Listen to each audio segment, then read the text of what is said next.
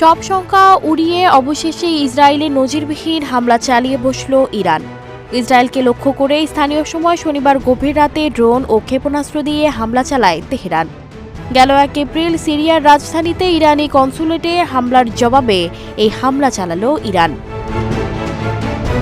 প্রতিবেদনে বলা হয়েছে, এরই মধ্যে ইসরায়েলি সামরিক বাহিনী উচ্চ ঝুঁকিপূর্ণ এলাকার বাসিন্দাদের বোমা হামলার শেল্টারের কাছাকাছি থাকার নির্দেশ দিয়েছে।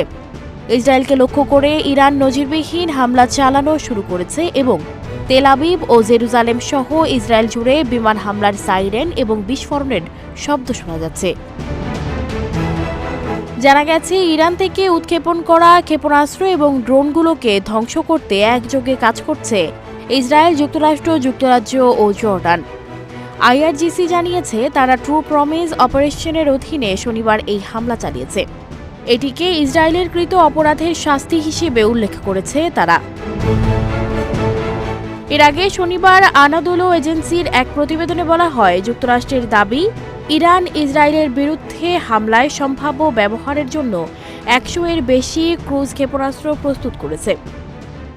যে কোনো সময় এই অস্ত্র ব্যবহার করা হতে পারে। এর আগে শুক্রবার লেবানন থেকে ইসরায়েলে অন্তত ৫০টি রকেট হামলা চালায় ইরান সমর্থিত গোষ্ঠী। তবে সেই হামলায় তেমন কোনো ক্ষয়ক্ষতি হয়নি। বিশেষজ্ঞদের ধারণা, ইরান তাদের মদতপুষ্ট গোষ্ঠীগুলো দিয়ে নাকানি চুবানি খাওয়াতে পারে ইসরায়েলকে। সানজিদা রহমান, প্রবাস খবর।